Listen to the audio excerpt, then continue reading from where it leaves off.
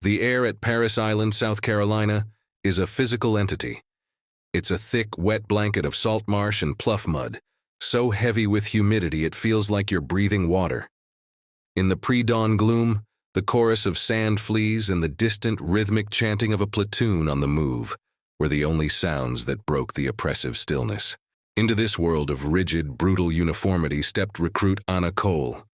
Physically, she was an anomaly. Where her male counterparts in Platoon 3042 were broad-shouldered and loud, Cole was compact, with a wiry frame that seemed almost fragile against the backdrop of imposing male bodies. Her silence was her most notable feature.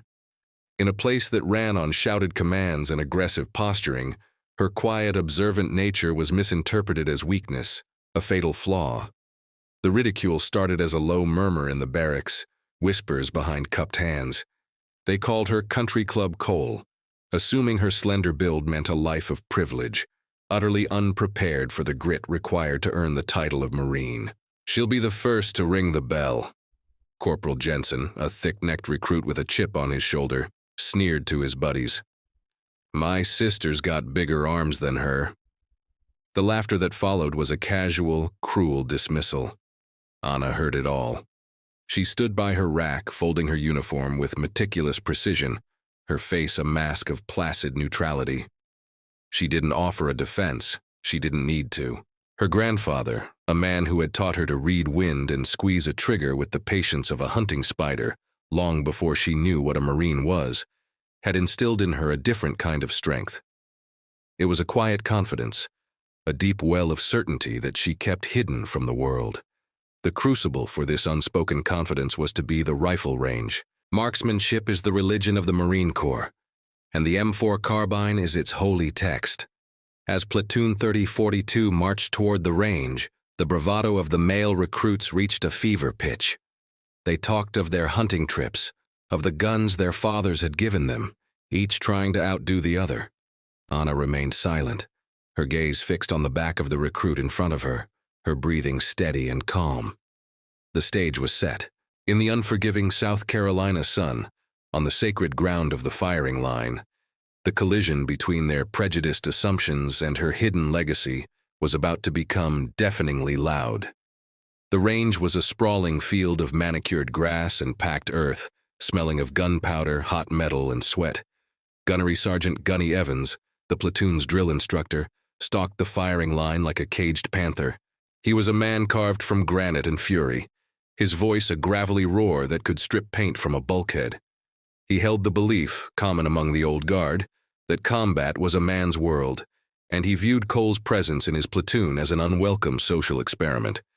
He watched her now, his eyes narrowed with skepticism, as she was assigned to Lane 17. "Listen up, ladies," Gunny Evans bellowed, his voice cracking like a whip.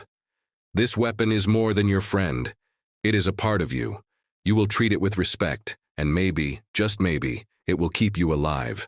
You will fire 10 rounds at a target 200 yards downrange. I want to see a tight shot group. I want to see discipline. Do you understand me?" A thunderous, "Yes, Gunnery Sergeant," erupted from the platoon. Anna's response was a quiet, firm, "Yes, Gunnery Sergeant," lost in the cacophony. As the recruit settled into the prone position, the overconfidence that had filled the barracks began to evaporate under the pressure. Jensen, in the lane next to Anna, fumbled with his magazine, his movements jerky and uncertain. Others shifted uncomfortably, their breathing ragged. But Anna was a study in stillness. She moved with an economy of motion that was almost poetic. The M4 settled into the pocket of her shoulder, as if it were an extension of her own body. She adjusted her sling, creating a stable, supportive platform. Her cheek found its weld on the stock, and her right eye aligned perfectly with the rifle's optics. The world outside her scope disappeared.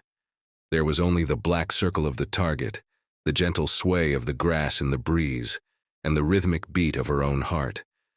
She remembered her grandfather's voice, a low, patient rumble from her childhood. "Breathe in, breathe out.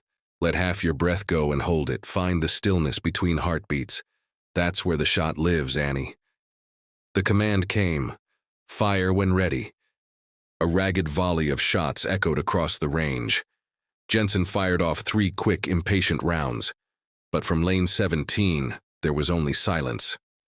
Gunny Evans's eyes flickered toward her, a fresh wave of irritation on his face.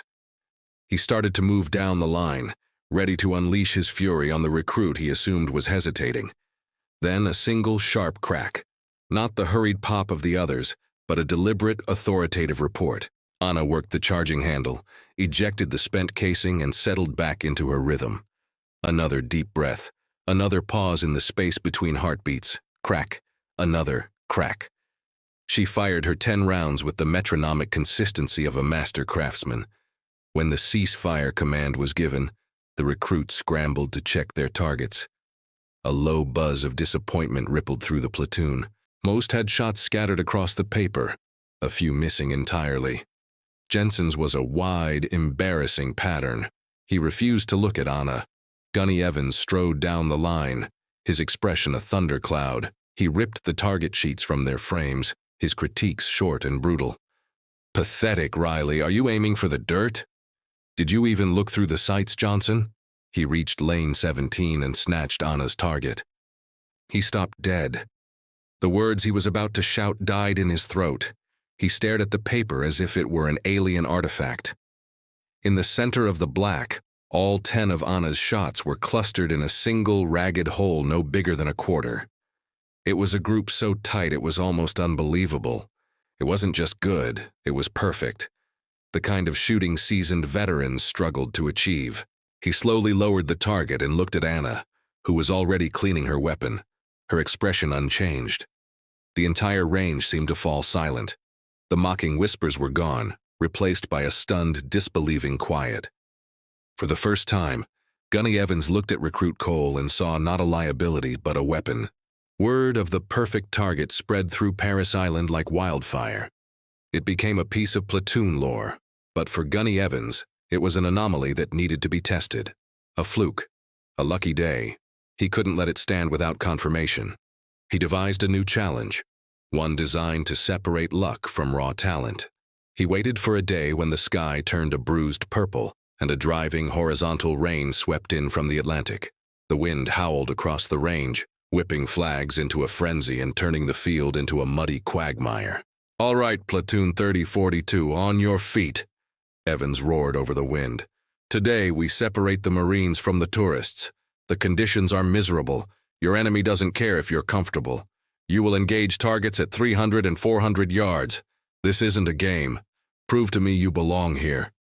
The recruits groaned, their morale sinking with every drop of cold rain that soaked through their uniforms.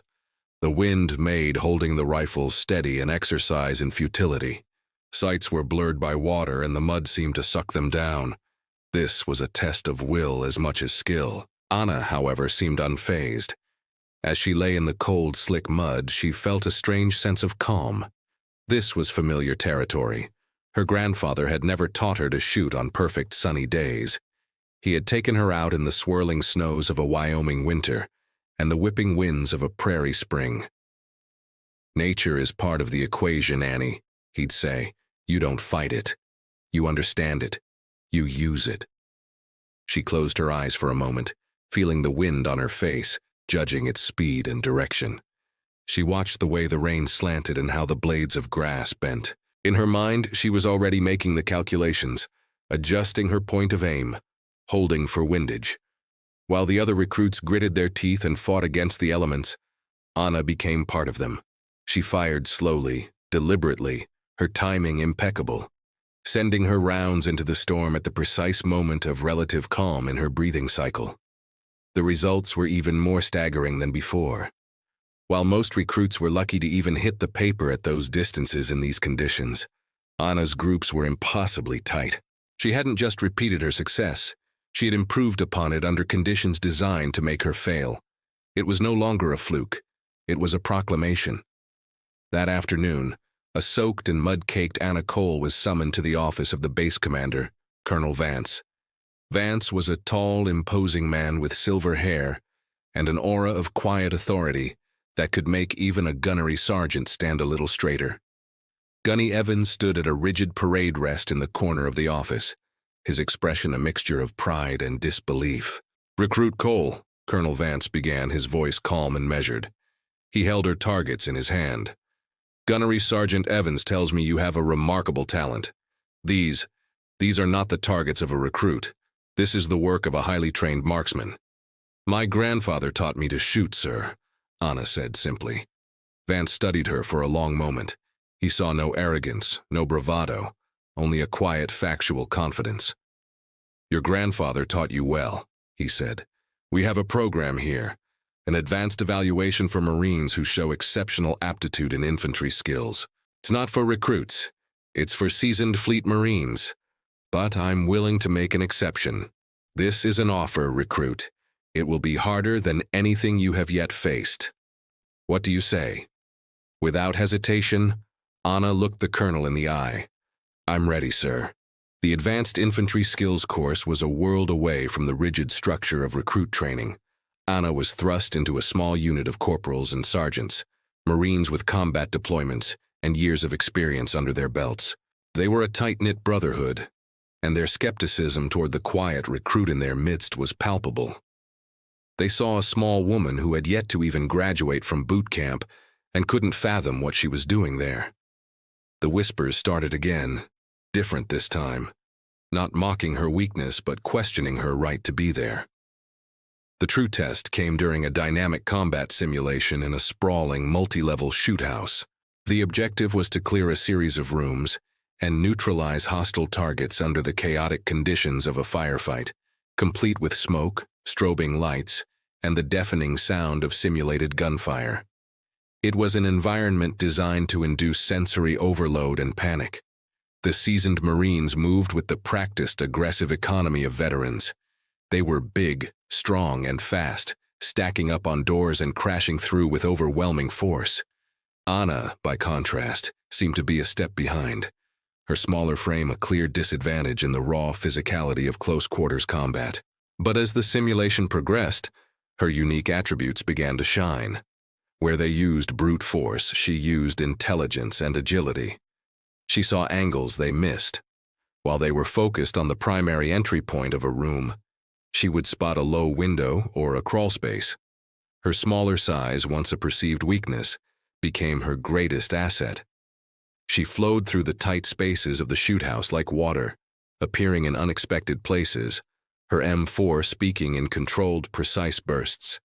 She moved with an instinctive, predatory grace that was both beautiful and terrifying to behold. In the final room, the team was pinned down by a simulated heavy machine gun. As the sergeants planned a frontal assault, Anna spotted a series of ventilation ducts running along the ceiling. Without a word, she hoisted herself up, disappearing into the darkness above. The team watched, stunned. A few moments later, the machine gun fell silent. Anna dropped down from a ceiling panel behind the nest, her rifle at the ready. She had cleared the objective single-handedly, using a path no one else had even considered. Back in the observation room, the course instructor, Staff Sergeant Miller, a grizzled Force Recon Marine with eyes that missed nothing, watched the playback on the monitors. He had seen thousands of Marines go through this course. He had seen speed, strength, and aggression. But in Anna, he saw something else entirely.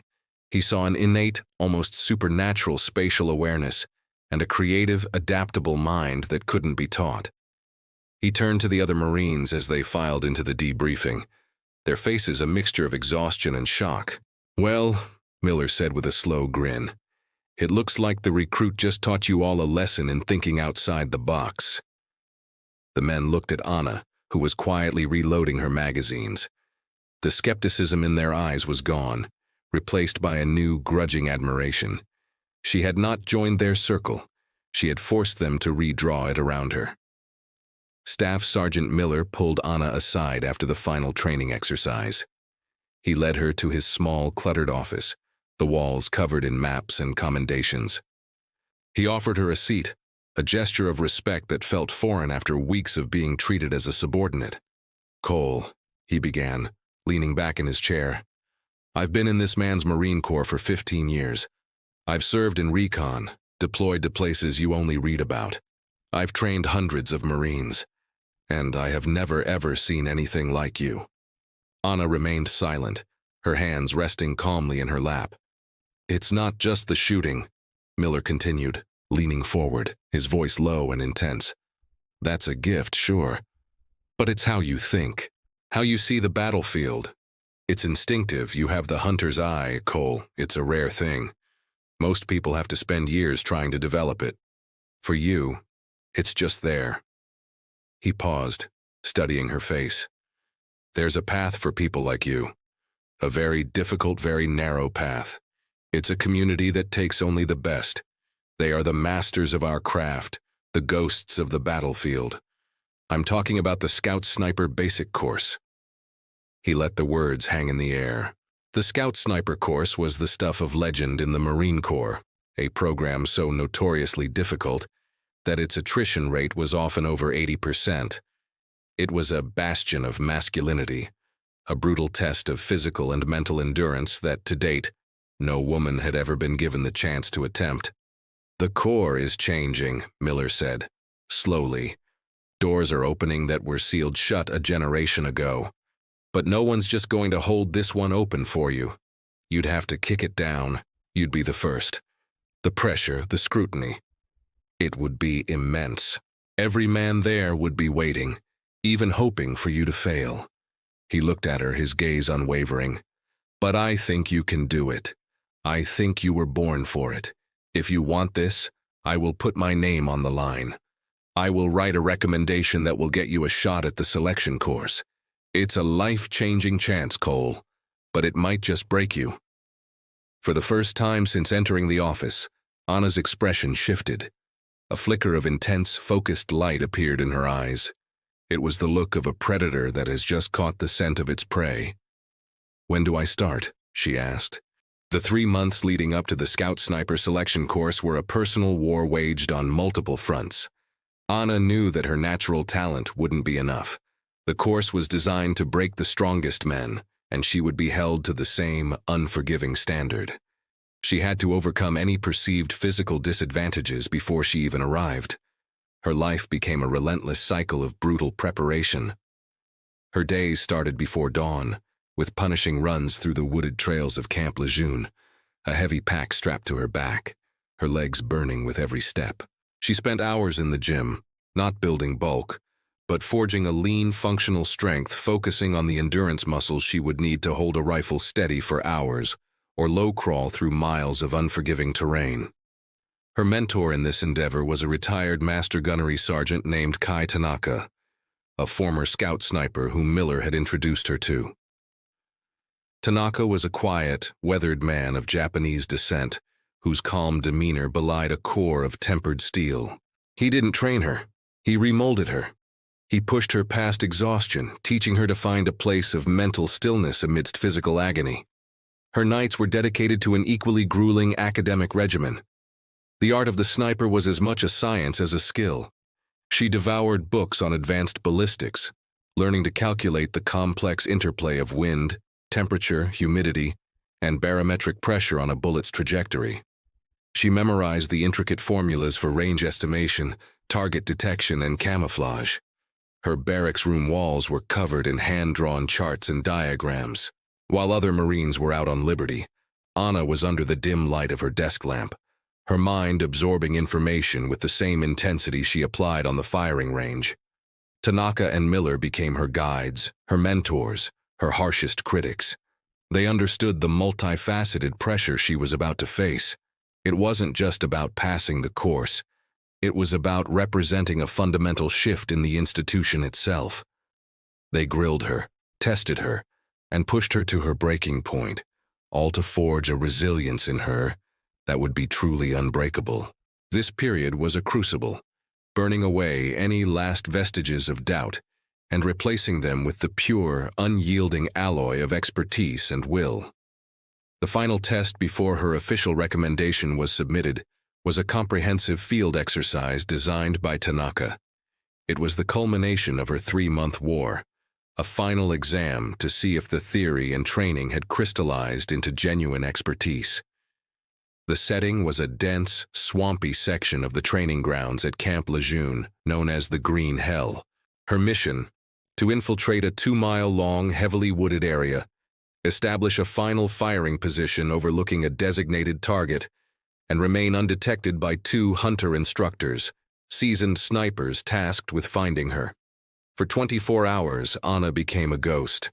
She had meticulously crafted her ghillie suit, weaving in natural vegetation from the area until she was an indistinguishable part of the forest floor. Her movement was agonizingly slow, often covering only a few feet in an hour. She moved with the wind, timing her advances with the rustling of leaves. She learned the language of the birds, understanding their calls of alarm that might signal her presence. She was no longer a person moving through the environment. She was the environment itself. Twice, the hunter instructors passed within feet of her position. She could hear their quiet conversation, smell the chewing tobacco on one's breath. She controlled her breathing, slowing her heart rate, becoming as still and silent as a stone. They saw nothing.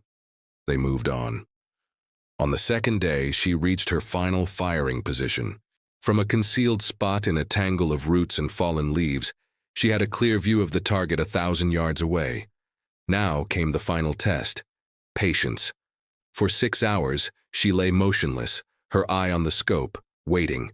Her body screamed in protest, but her mind was a fortress of discipline.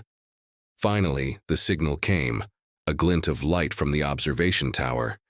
She took a final steadying breath, let half of it out, and in the space between heartbeats, her finger gently squeezed the trigger. Back at the command post, Tanaka and Miller watched through a high-powered spotting scope.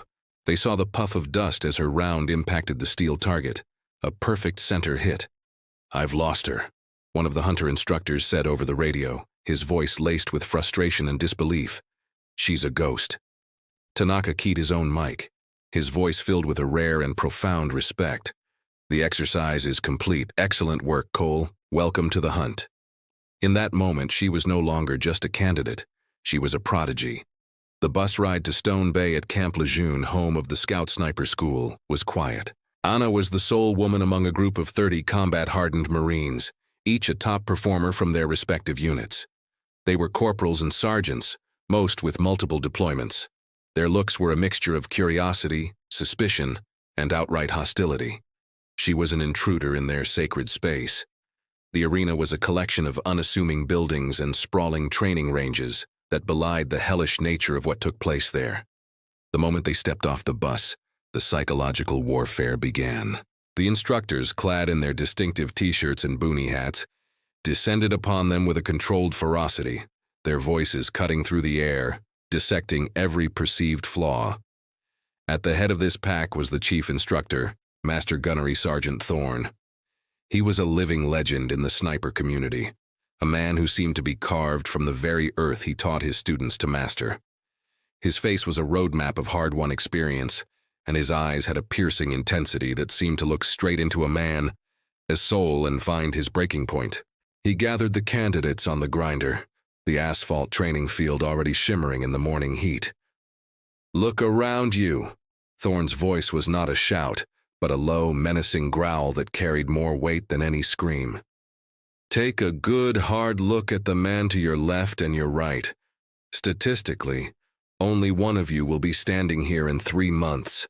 This is not a school you can simply pass. It is a school that you must survive. We will starve you, we will freeze you, we will push you until your body breaks, and then we will attack your mind until it shatters. We are not looking for marksmen. We are looking for hunters of men. We are looking for the intelligent, the patient, the utterly ruthless. If you do not possess those qualities, you are wasting our time. If you have any doubt, any hesitation, the gate is right there. Get out now." His gaze swept across the formation and settled, for just a moment, on Anna. It was a cold, appraising look, devoid of emotion. He was not singling her out as a woman, but as another potential failure, another body that would soon quit. In that moment, Anna understood the immense challenge ahead. This was not just a course.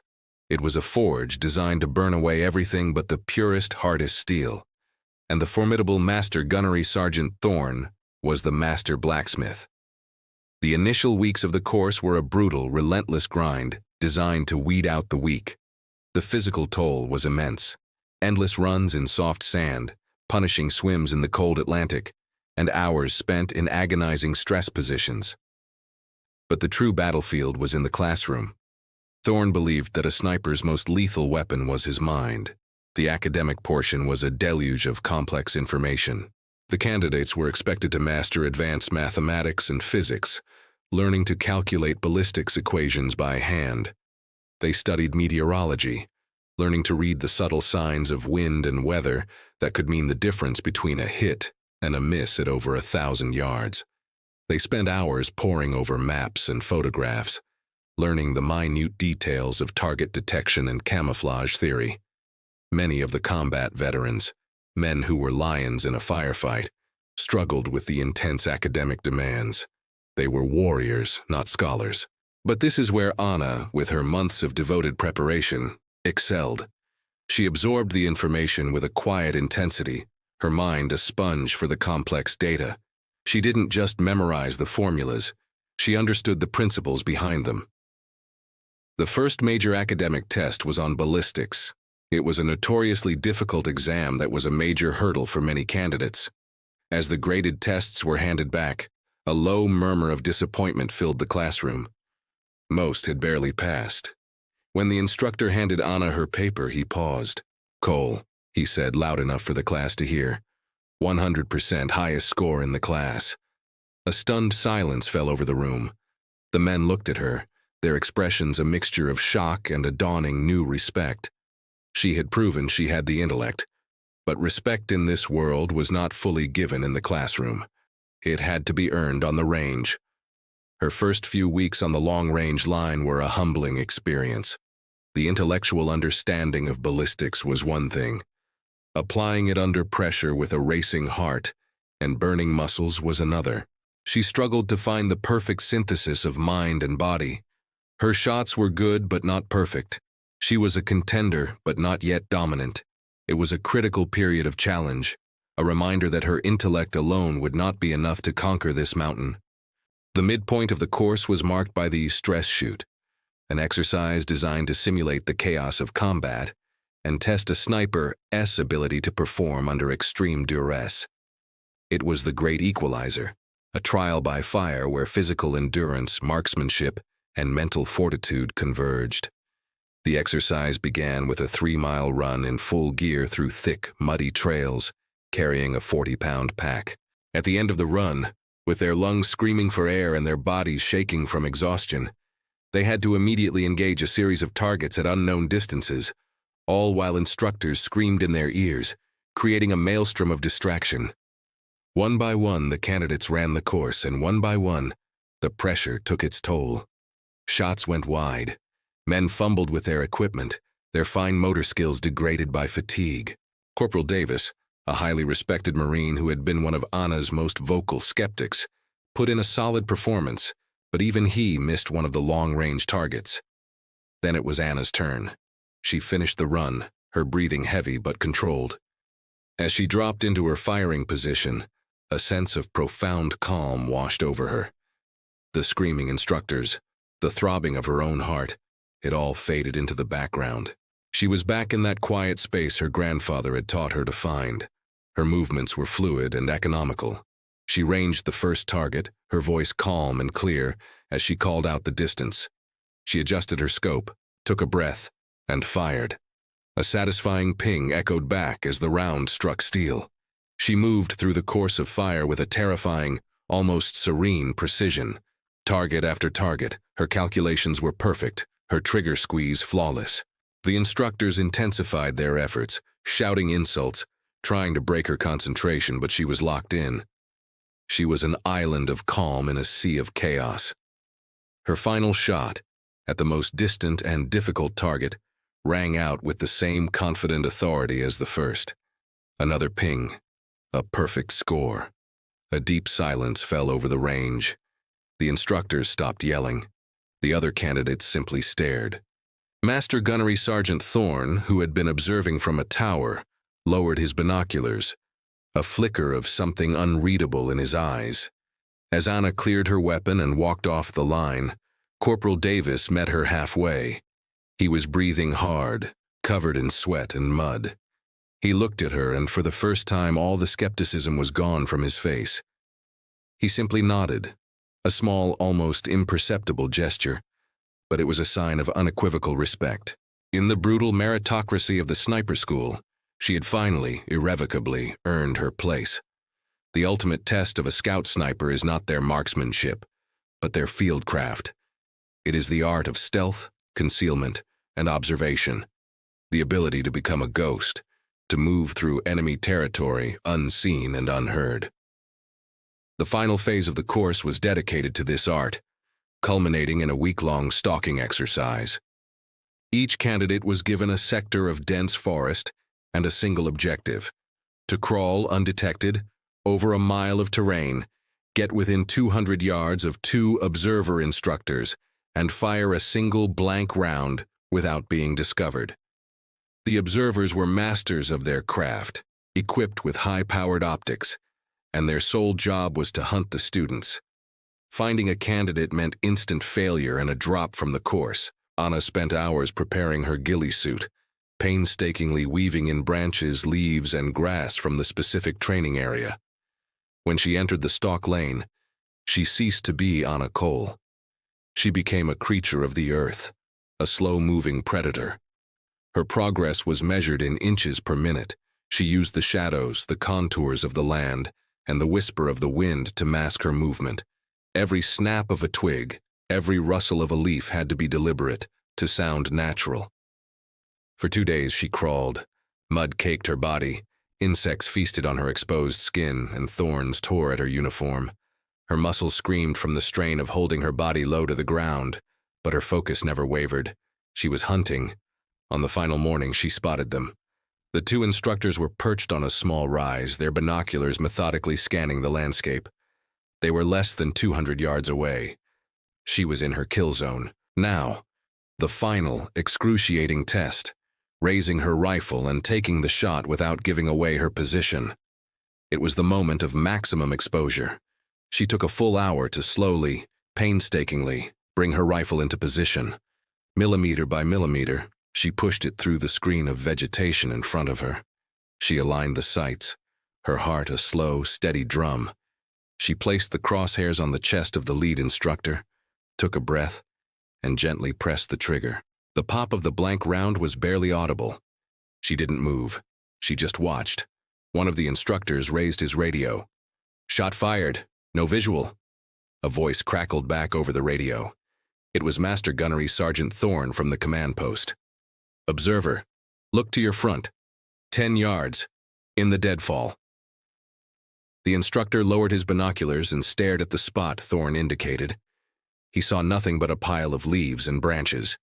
He took a few steps forward, his eyes narrowed. He was standing 5 feet away when a section of the deadfall slowly rose, and Anna Cole stood up, her ghillie suit shedding leaves. The instructor's jaw went slack with disbelief. Later, as the candidates were cleaning their gear, Thorne approached Anna. He stopped in front of her, his expression as stern as ever. "Cole," he said, "the instructors never saw you. I only found you because I was watching a heat signature with thermal optics. In 20 years of teaching this course, you are the first student I have ever had to use thermals to find. You were the perfect ghost." It was the highest praise he could possibly give. The final 2 weeks of the course were a blur of culminating evaluations. The pressure was at its peak.